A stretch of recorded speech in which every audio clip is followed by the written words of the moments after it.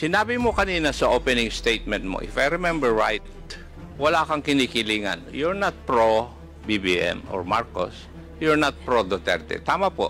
Tama po, Your Honor. I'm pro good governance. But like I said, also in my statement, I support and I respect yung pong mga pinuno at lahat ng Pilipino na sumusuporta sa aking advokasya, which is good governance nga po at free speech. Good governance. Yes, Pero po. dapat po bang isali rin yung paninira?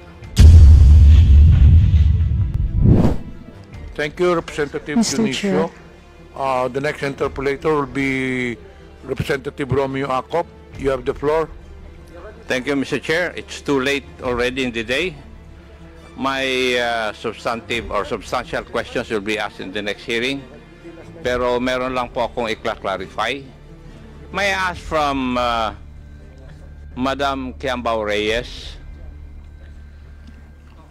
Is Your she Honor. still around? Yes, Your Honor. Yes, thank you. A perusal of your blogs,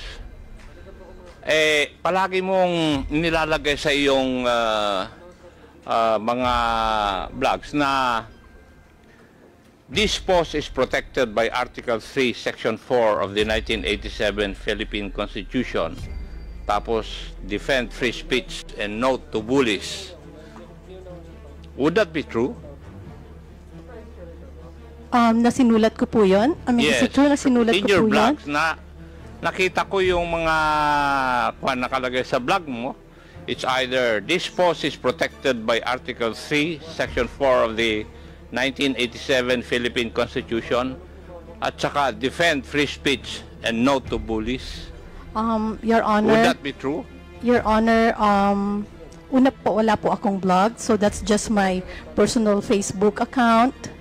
And yes, nilalagay ko po yun, yung disclaimer na yan, kasi nga po, medyo sensitive po ngayon tayo sa mga ganyang post, di ba? So, I have to remind the readers also that these are just opinions, these are just reactions, it's no news, and our free speech is protected by our Mr. Chair, Constitution. simple lang po naman yung tanong ko eh. Ano po yun, Your Kung Honor? Ang tanong ko lang naman po pwedeng sagutin ng totoo. Yes. Kasi ang tanong ko lang kung lahat sa iyong post may nilalagay ka na this post is protected by Article 3, Section 4 of the 1987 Constitution at saka defend free speech at saka no to bullies. Yes or no? No, Yun lang sir. po, I do not need an explanation. Sir, no, sir. Not all, but most of my posts, may nakalagay pong ganon. Lately, ha? Lately po, ganon. Pero sometimes ay nakakalimutan kong ilagay yon. But as much as possible, nilalagay ko po because that's also advice din ng mga kaibigan kong abogado. Yes. May I know what Article 3, Section 4 of the 1987 Constitution all about?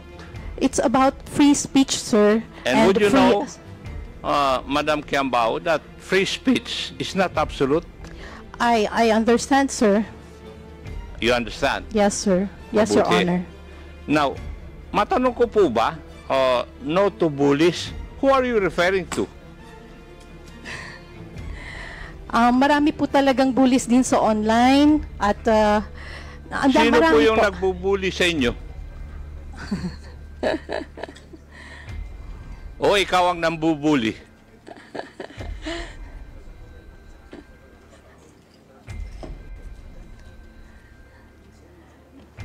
Marami po kasi, sir, may mga vloggers sa kabilang side, yung mga kontra sa aming mga opinion na binubuli rin po kami. Like who? Pinagpo-post ng kung ano-ano. Gusto niyo pwede pong banggitin yung mga pangalan nila? Like who nga po? Apo. Like yung sina Rene Astudillo, Labandera, Okay. Sige sino na yun? po. TPL Labandera, Tama na po. TPL 3. Ano po ang ini-espouse nila na laban po sa inyong opinion? Eto po, sa akin po, tulad nung first hearing po, hindi ako nakarating dahil ako po ay nasa ibang bansa at dumating na po ako ng hapon. And then, kung ano-ano na po yung mga pinagsasabi at pati yung itsura ko, kung ano-anong sinabi nila na kesyo, kung ano-ano pong hindi maganda. And hindi ko na rin naman po pinatulan, pero yun nga po, no to bullies, di ba? Parang, just because hindi po tayo kumikibo, yun, kung ano-ano na nga yung pinagsasabi sa kanilang mga FB pages. Sana nga rin po, napatawag din sila dito at nang matanong nyo rin po ang kanilang mga opinion tungkol sa usaping fake news. Thank you. Salamat din po, Your Honor. Sinabi mo kanina sa opening statement mo, if I remember right, wala kang kinikilingan. You're not pro BBM or Marcos. You're not pro Duterte. Tama po. Tama po, Your Honor. I'm pro good governance. But like I said, also in my statement, I support and I respect yung pong mga pinuno at lahat ng Pilipino na sumusuporta sa aking advokasya, which is good governance nga po at free speech.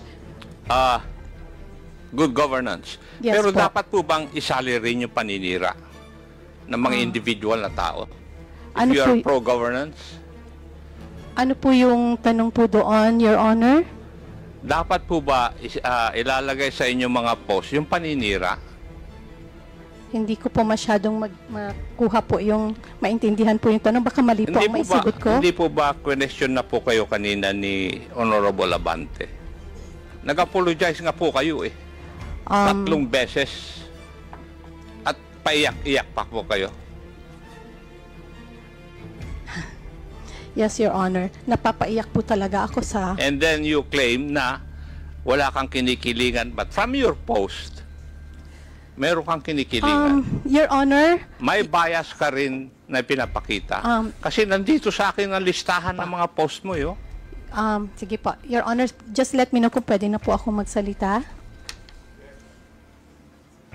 Pwede na po, Your Honor, Yes, you have sumagot. the floor. Okay, maraming salamat po. Sabi ko po, ako ay pro good governance. Hindi po ako pro Marcos or anti Marcos or anti or any politician. Ang sabi ko po, I'm a pro good governance. And I also said in my statement that I also have my biases. Diba? Sinabi ko po 'yon. Pero hindi po ako tumitira ng below the belt. I did not say na wala akong bias or wala akong kinikilingan. Obviously, tulad ng sabi ko, sinusuportahan ko ang mga pinuno, ang mga Pilipino na nagtataguyod ng good governance at free speech. So yes, may bias po ako. Kung sino po yung tingin ko na pinuno na nagtataguyod nito, yun po yung medyo bias po ako doon. Pasensya na po. Thank you. Maraming salamat din po, Your Honor. Yeah. In one of your blogs, kasi hindi ka yata naka-attend, di po ba? Yes, Your Pero Honor. ipinost mo na, and I would like to quote, wait, did they not say that the hearing is meant to investigate their so-called pogo vloggers, narco vloggers, and fake news purveyors? If you're not one of those, why be there and allow yourselves to get insulted and unfairly labeled, accused by some dimwits whose obvious intention is to create a chilling effect? Now that you are here, Madam Reyes, did you feel this? Again, sir? Did I feel... Ito, yung mga sinabi mo sa blog mo that if you're not any of those, why be there and allow yourselves to get insulted and unfairly labeled or accused by some dimwits whose obvious intention is to create a chilling effect? Sir, Your Honor, that was my emotion at that time and my opinion. Again, that's what I felt. Sino po yung mga dimwits na sinasabi mo? Wala naman po akong pinapangalanan, sir. Sino po ba ang pinatatamaan mo dito sa post mo na ito? May I say? May I ask pala? Ikaw naman, Iha. Wala. Pasensya na po, sir, kung... Pero yun nga Hindi mo naman sinasagot yung tanong ko eh. Did you feel na ikaw ay na-insult dito? Yes, Your You're Honor. unfairly labeled or accused Yes. by some dimwits? Your Honor, yes, I felt insulted. Naapektuhan po talaga din yung aming mga... Sino po ang nag-insulto sa inyo? Your Honor, kung makikita niyo po yung mga balita ngayon... Hindi, ang aming sino nga nag-insulto sa inyo ngayong araw na ito? Kasi yun ang sinasabi mo dahil dapat nga hindi Your kayo Honor. attend ng hearing na ito dahil you will allow yourselves to get insulted and unfairly labeled. Your Honor, pwede na pong sumagot. Sa tanong niyo po kung sinong nang insulto sa akin, ayoko pong sabihin ngayong araw insulto, na ito pero dito. po, ngayon pong araw na to, natawag po ako ng tanga. Sino Hindi pong po ba? tumawag sa inyo na tanga? Mr. Chairman, For the information of everyone, that word was already stricken off the record. Sinagot ko lang po, Your Honor, yung tinanggal na tanong po niya. natin yun sa minutes. Yes, Your Honor, I understand. Sinagot ko lang po yung tanong ni Your Honor, Congressman Acop, kasi nga tinanong niya kung sino pong nang insulto sa akin. Ayokong isiping insulto po yun, pero kasi naniniwala ako na yung mga ganyang salita ay gawa din lang ng galit niya siguro. Kaya okay lang. Ang gusto ko lang po sigurong ang masakit lang kasi anyway, yun po. Yun lang po yung sagot ko dun sa tanong niya na Pero yun po, sinabi tanga. mo rin na yung magtatanong sa iyo o mag-insult sa iyo isang dimwit. Di po ba? Inunahan mo na eh. Doon sa vlog mo.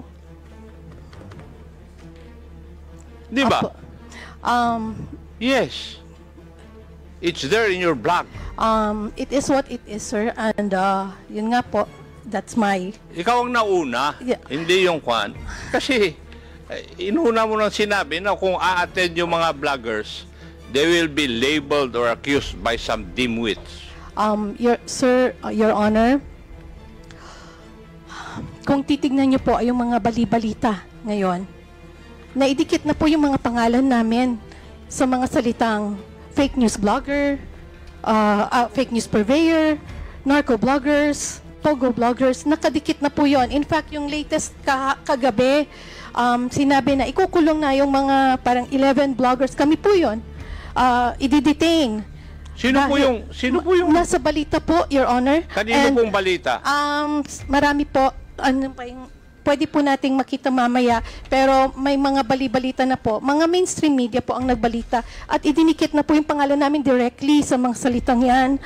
And nakakalungkot po kasi syempre, hindi naman po namin ma-explain yung mga sarili Miss namin MJ, sa lahat. Mr. can I Chairman? cut you off? Yes, Your Honor. May we know yung sinasabi mong nasa balita? Opo. Pwede mo kang pakita sa amin dito? Opo, Your Honor. Saan balita na ikukulong kayo? Hindi- Sino nagbalita? You mentioned mainstream, so that would be GMA, ABS-CBN. Yes. Pwede mong ipakita rito ang Mainstream preba po. na merong nagpalabas ang mga mainstream media na ikukulong kayo? Because Wait I have lang, not Your heard Honor. of any Meron po. mainstream media telling that, saying about this supposedly na pagkulong sa inyo. Pwede mo bang ipapakita rito yung prueba, ebidensya, Meron po. proof that this mainstream media has been saying na ikukulong kayo? Yes, Your Honor. Pwede kong ipakita sa inyo mamaya kung gusto niyo po. Kasi na-screenshot ko Sinong naman mainstream po yan. media ba yung sinasabi mo? Can you just give me Radyo Mindanao Network? Tsaka meron pa marami pa akong nabasa kasi pino-forward nga po sa amin, sir, yung Mr. mga Chairman. ganyan. Baka hindi naman mainstream media yon. Baka Mr. this is also social media personalities. meron din, oo. I don't think No, sir, if mainstream it is a legitimate media outlet, It is, Your if it is a Honor. mainstream media, these are legit people. I don't think they will make irresponsible statements such as that. Mr. Chairman. Yun nga po, Your Honor. Yes, Representative Baduano. Anyway, with due respect to the statement made by Ms. Kiambao, ma'am, ganito kasi yan eh. Today's hearing will prove that indeed if it is true, no? At saka dokumentado po yung sinasabi mo na kahapon o kagabi, may mga ganong report, Meron. it will be proven that it is not correct at it is not true. Kasi, hindi naman kayo kinontempt unless in this hearing, you will violate our internal rules. Di ba? Now, hindi namin problema yun, ma'am. Kung may ganun. Kasi you were invited for the past several invitations. That's why you were issued as a pena ad testificandum. Ay siguro, ano mang media yan, baka interpretation nila, pag wala kayo dito, makukontent talaga kayo. Now, ma'am, second, ma'am, yung sinasabi mo ngayon, yung news ngayon, you're now in the news. Okay? And yesterday and Now, today, yes. And then, with regards to this hearing, nasa news kamo, and you were accused of being sa fake news, etc., etc. Ma'am, remember, you apologized 4 times on those issues na question sa'yo, and you apologize, and that's on record. Now, if it is true or not, and how it was delivered in social media or any media outlet, ay titingnan natin. But ma'am, sabi ko na nga, you were apologetic for the 4 questions that were issues that was raised against you. Di ba? Now, kaya dalawang issue dito. Question of contempt. Hindi naman kayo siniting contempt. Now, that will be the question of that media outlet's credibility. Kung ba't nila ni-report na makukontempt kayo, na hindi naman kayo makontempt. Sabi ko nga, hindi kayo makukontempt today unless otherwise. You will violate the internal rules of this committee. Malinaw po yun. Yes, Your Honor. Diba? Well, in fact, itong hearing ngayon will prove that indeed you attended this hearing, and I'm very thankful for that. Kaya Tony Trexie, I'm very thankful for attending this hearing. But ma'am, ang sinasabi ko lang, yung mga news kagabi na iko-contempt kayo, now, ipoprove natin na hindi kayo na-contempt. Yes, Diba? Your Honor. But question of fake news, question of you're telling something in your blogs, 4 na issue yun. Well, in fact, kinount talaga ni Chairman Abante, you apologize on those blogs that you have made. Your Diba? Honor, yes, Ganun lang Your po, Honor. that's on record. Your Honor, I was just reacting po doon or responding doon po sa tanong ni Congressman Acop. Hindi ko po sinasabi at ina-assume na ganun po yung gagawin ninyo. Nirelay ko lang po sa inyo yung mga balita na kumakalat at kung paanong ang aming mga pangalan ay nasisira. Hindi po ibig sabihin na dahil sa inyo, kundi dahil dito sa mga nire-report ng mainstream or ng social media about us na nakakasira. Those are fake news. Ma'am, Di po ba? that's why, ma'am, on the other hand, because you're attending this hearing, it only proves that you were not cited in contempt.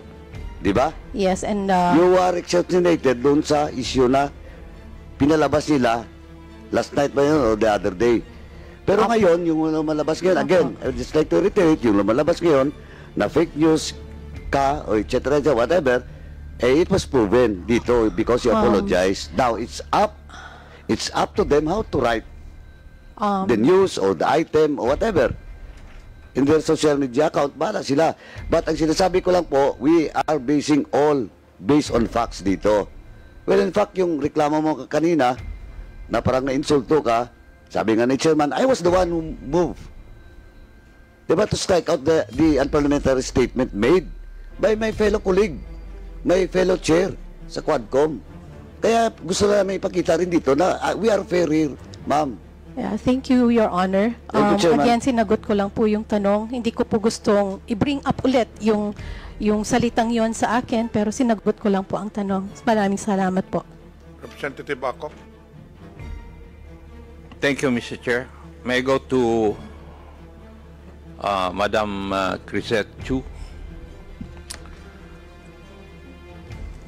Yes, sir. Is she still, are you Yes, still sir. around? Yes, sir. Good afternoon. Good evening. Yes. Narinig ko po yung pagtatanong sa inyo ni Honorable Benny Abante. Tinanong ako po kayo kung sino yung mga congressmen na may mga anak o nakuan na nag-aaral kung saan-saan sa abroad. Di po ba? Yes, sir. Nagtanong kanina. Did you learn a lesson from that?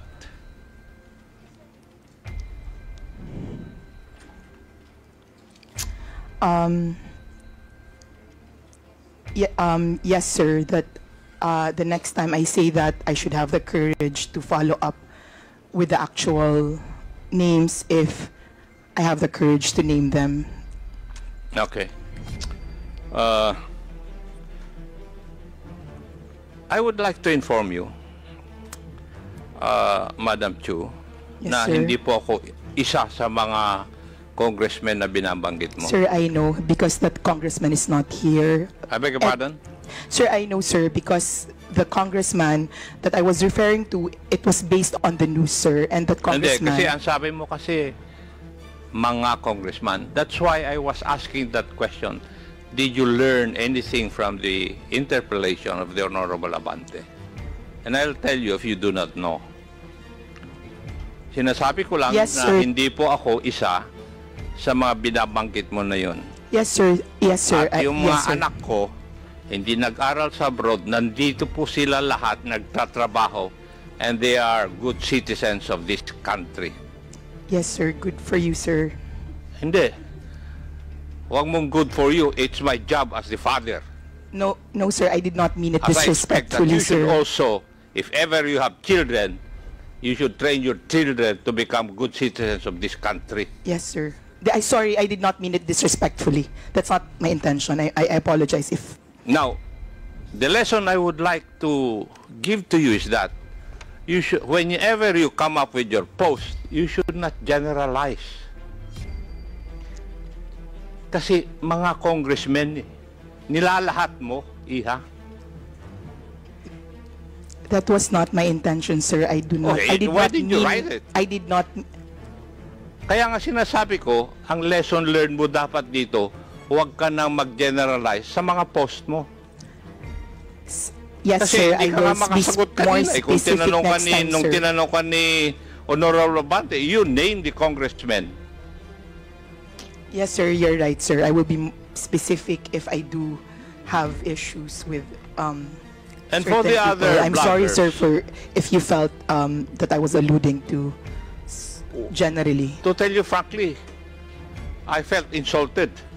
Kasi you're referring to me also, mga congressmen. I understand, sir. Di ba? Ngayon, sa mga vloggers, kung titingnan ko, masyado kayong mga judgmental eh. That's one thing you should learn. Huwag po kayong maging judgmental. And I don't think you have the right to judge others. Di po ba?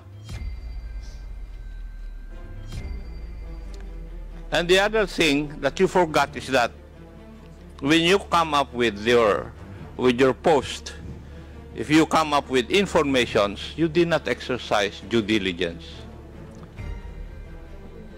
Wala po kayong fact-checking kung totoo yung mga nire-report ninyo. Yun po yung aking observation kasi sa mga post na nahaharap sa amin. That is why nagkakaroon na tayo ng polarization. And that is one of the ill effects of fake news. Maski na nga yung national sovereignty natin, nahahati na tayo.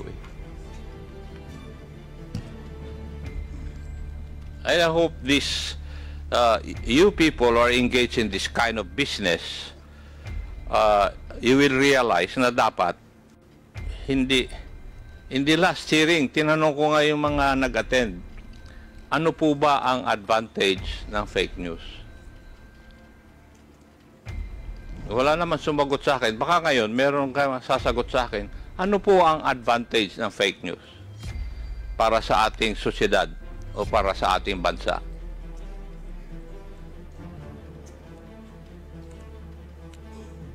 meron po bang makakasagot sa akin nun? Sir. May I?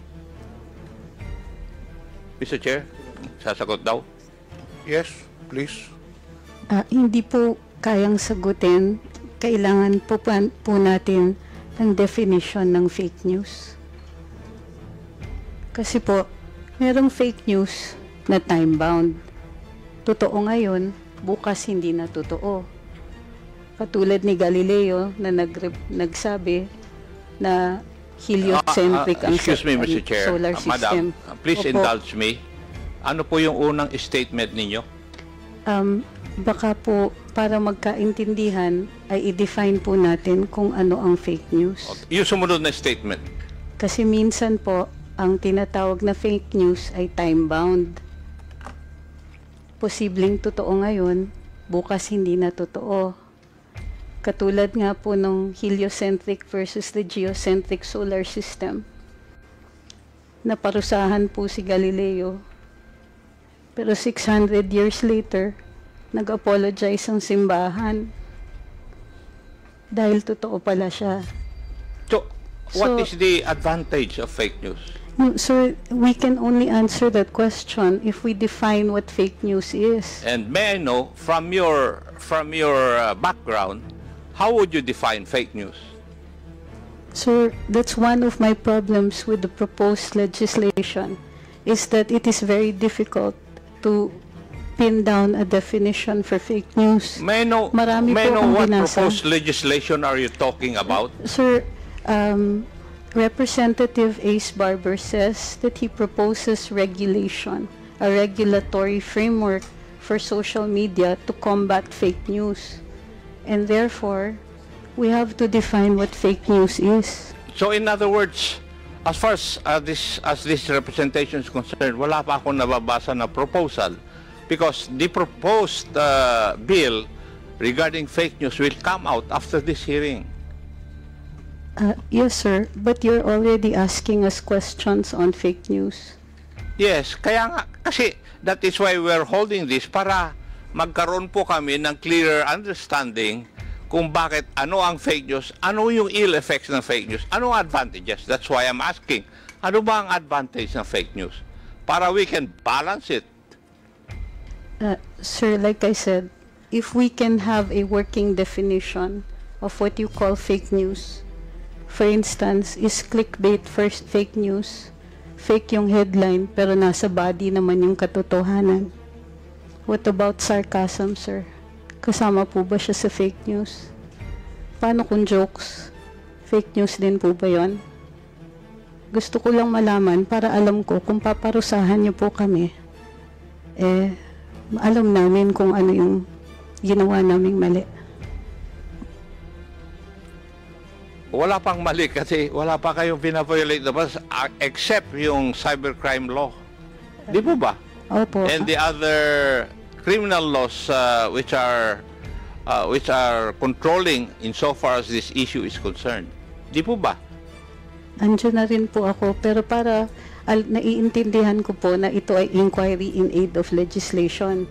At pinuntirya na po ng mga kinatawan dito na may problema tayo sa fake news dahil nakakapanira. Pero sir, we're pointing out a wrong, but we don't know yet how we're going to define the wrong. And it is a basic tenet sa atin sa Ligang Batas na bahagi po ng bago maggawa ng regulasyon ay may notice tayo kung ano yung masama. Gayun din po sa ating pagdidiskurso dito, kasama po dapat ang isang working definition. Ano po ba ang tinatawag natin na fake news? Baka kailangan din po ng diskurso doon. When we come up with the proposed bill, there will be a definition of terms, as always. So Maraming fake salamat news po. there will be defined. Maraming salamat po. Yes, that's the protocol of this legislative body. Whenever we come up with bills, we have a portion of that bill which define the terms embodied in the proposed bill. So nandun, i-define namin. Don't you worry. Salamat po. Yes, because if ever there will be a proposed bill, it will still undergo technical working group, and maybe most of you would still be invited. So your opinions on the matter will be known by the legislators. So magkakaroon po ng definition.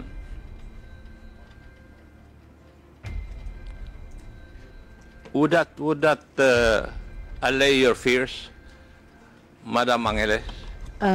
Yes, sir. Pero sana, ano lang po, ang request lang po, naiintindihan ko po na nagagalit kayo dun sa ibang napopost ng mga kasamahan ko. Hindi po ako nagagalit, Madam Angeles. Kasi ang nagsasabi lang sa akin, yung mga anak ko, kung binabanatan po ako.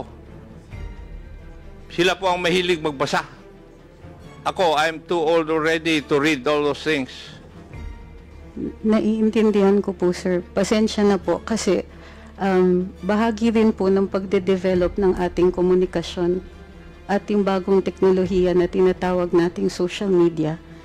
Pati po yung values nagde-develop din. Sana naiintindihan din po ninyo na bahagi din po ito ng kahit anong pagbabagong nangyayari. So, pero kung yung means na pagbabago ay labag po sa batas, tama po ba yun? Attorney? Sir po, pakiulit po. Kung yung pagbabago na sinasabi po ninyo, kasama sa pagbabago, ay kung labag naman po sa batas. Kasama po sa batas? Hindi, labag po sa batas. At nakakasama doon sa mga citizens ng country na ito. Tama po ba yun? Sir, maliwanag naman po pag may paglalabag sa batas na kailangan itong parusahan. Sa tingin po ninyo, sa experience po nyo, kayo po ang kasama dyan sa business na yan. Wala po bang paglalabag sa batas na nangyayari ngayon? Wala po naman din akong sinasabi na walang paglalabag. Hindi, tinatanong ko nga po kayo. Hindi ko naman sinasabi na sinabi ninyo binabato mo sa akin yung katanungan ko Kayo po ang nagpa-practice nito. Sir? Nababasa po ninyo yung mga blogs ng iba. Wala po ba, sa tingin ninyo, wala pong paglalabag sa batas? Sir, kung sa fake news, hindi, sagutin niyo po muna yung tanong ko. Sir, may mga nakikita ko, yung iba ay libel, mayroon pong iba na dahil hindi po nila naiintindihan, mayroong posibleng mga unlawful utterances. Pero covered nga po siya ng batas. Pero ang pagkaintindi ko po sa diskurso natin ngayong araw na ito ay yung posibilidad na gawan natin ng batas ang tinatawag ninyong fake news. Yes.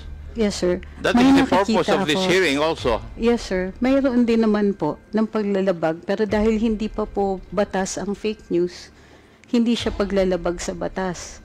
Gayon pa man, naiintindihan ko, mayroong nasasaktan, mayroong nadadamage. At yun po dapat yata ang pinupuntirya natin. Yung may masasaktan, yung may damage, at yung may mali siya. Kung titignan po natin ang batas, lahat po ng limitasyon sa kalayaan magsalita at magpahayag ay ukol doon sa mga may masasaktan, katulad ng bayan o kaya individual, o mayroong malaking possibility ng kaguluhan. At ginagawa ito ng may mali siya. So kung ito pong mga elemento na to ay present doon sa pagpapahayag ng fake news, definitely, sir, mayroon pong nangyayari niya ngayon. Noted po. Maraming salamat po. I agree with you also on that point. Thank you. Mr. Chair, may I go to BIR? A while ago, BIR, natanong po kayo kung nag-comply kayo sa submission ng mga nagbabayad po ng taxes na nag-engage sa business na ito. Di po ba? Yes, Your Honor. And a while ago, if I remember it right, hindi pa kayo makapagbibigay ng mga payments that they made. Would that be correct?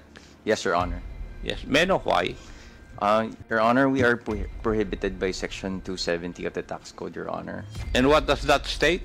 Your Honor, we are prohibited from divulging data based on the returns filed by the taxpayer, Your Honor. It is also provided by the National Internal Revenue Code na meron kayong submission of pertinent information to Congress. Are you aware of that provision? The exemption, Your Honor, of the 270? Yes. Yes, Your Honor. So, kaya nga, pwede kang mag-submit dito sa amin. Yes, Your Honor. We are allowed to submit those documents, Your Honor, in an executive session, Your Honor. Yes. Yes, Your Honor. Kaya nga pinag-prepare namin because kami ang magsasabi kung we will get it in executive session. Yes, actually, Your Honor, the documents are already being prepared. The thing is, it is quite difficult to segregate the social media influencers alone, Your Honor, from the other taxpayers, Your Honor, from those who are receiving compensation or income from, for example, digital market, Your Honor, from the sale in digital market. We have, as of now, Your Honor, a lump sum of the taxpayers, but we are in the process of segregating the social media influencers alone, Your Honor. Yeah. And your circular about this was only made in 2021. Would that be correct? What particular circular, Your Honor, may I... Regarding payment of taxation for those indulged in this kind of industry, Your Honor, the bloggers.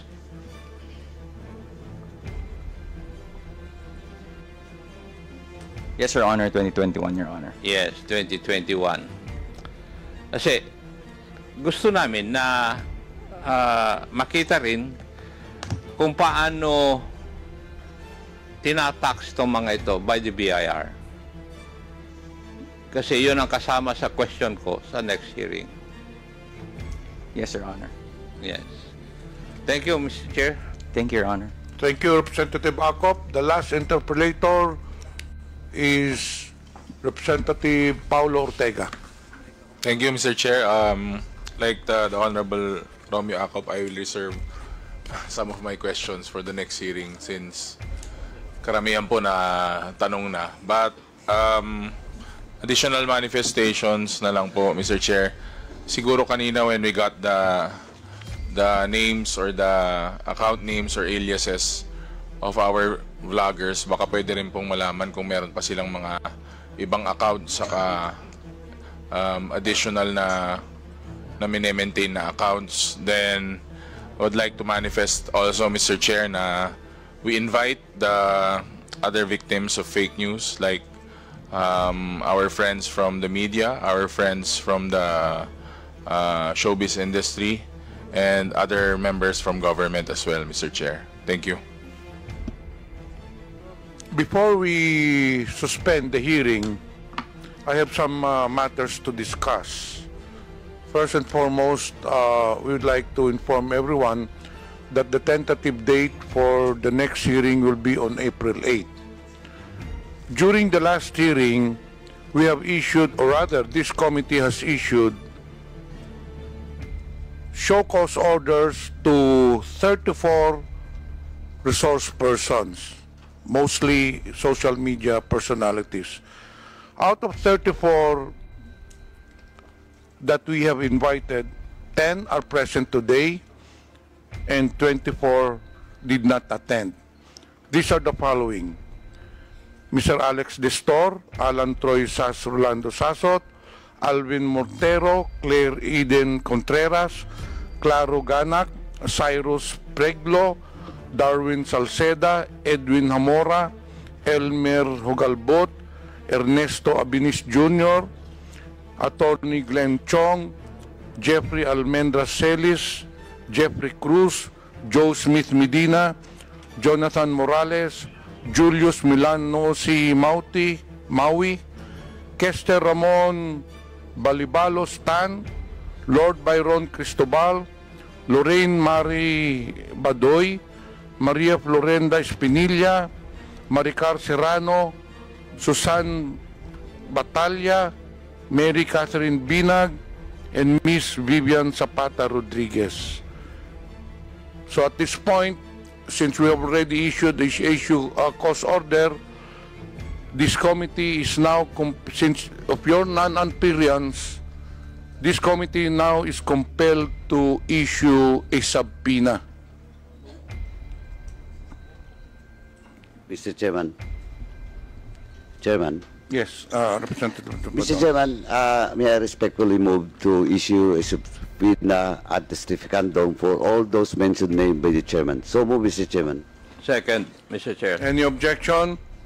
Therefore, the chair hereby, the motion is approved, and the chair hereby directs the committee secretary to issue the subpoena to the mentioned resource persons. We also issued, rather this committee also issued subpoena ad testificandum to 11 resource persons. Out of 11, 8 are present, and the following 3 resource persons did not attend: Ms. Lauren Marie Badoy, Mr. Jeffrey Almendra Celis, Mr. Alan Troy Sasrugando Sasot. So may we inform those mentioned that have been issued a subpoena that the subpoena is still in effect. Mr. Chair, may I?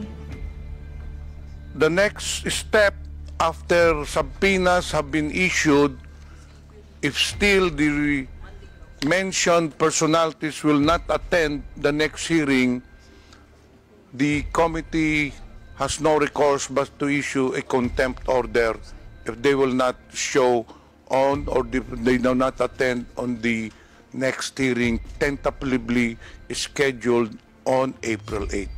Yes, Attorney Cruz. Sir, Ms. Lorraine Marie Badoy is out of the country.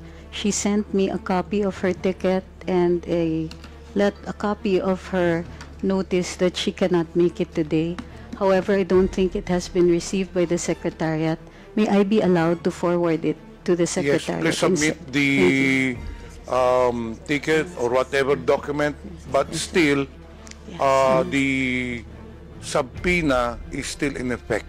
We will inform her, sir. So therefore, I appeal to those personalities concerned to appear during the next hearing para po hindi na po natin may issue ang contempt order. If those, again, I reiterate, those personalities that have already received subpoenas, if they will not appear on the next hearing, this committee will be compelled to issue a contempt order. One last, sir. Yes, Ms. Tony Cruz. Sasrugando Sasot is in China, and she attempted to join today, as discussed earlier, via Zoom. She cannot return to the country. Chairman. Whether she's in the country or not, all orders coming from this committee will still be in effect. Chairman. Representative Paduano. Chairman, let it be clear to the resource persons, especially those not present today, with regards to the explanation relayed to you by Ms. Badoy. Ang malaga po dito, attorney, is the written explanation. Attached with is all the documents that will prove that indeed he was abroad, she was abroad, and at the same time, if the written explanation is valid. No, yun po.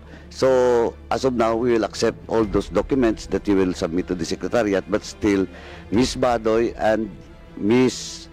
Asot, Mr. Asot, Sasot should make a written explanation and submit it to the committee before the next hearing po. Thank you, sir. And lastly, Mr. Chairman, just to remind everyone, resource persons, and that includes all those resource persons that are not present in today's hearing, and maybe they're monitoring this hearing. Let me remind everyone that please don't force us to cite you in contempt, because under our rules, just to remind you, Section 11 of our internal rules, paragraph F, we will not allow discussions or attacking, insulting this committee hearing after the suspension of this hearing, because you will be in violation of Section 11, letter F of our internal laws. We will be forced to cite you in contempt for in violation of letter F, undue interference in this hearing po. Just be reminded po. Kasi we have already done that in my committee. One of the black timer in Cagayan, Bombo Radio Cagayan, was cited in contempt because after the hearing, he attacks the result of, and insulted the committee and the result of the hearing. Please be reminded po. Thank you. If there will be any changes in the tentative schedule on April 8, we will issue notices to all concerned.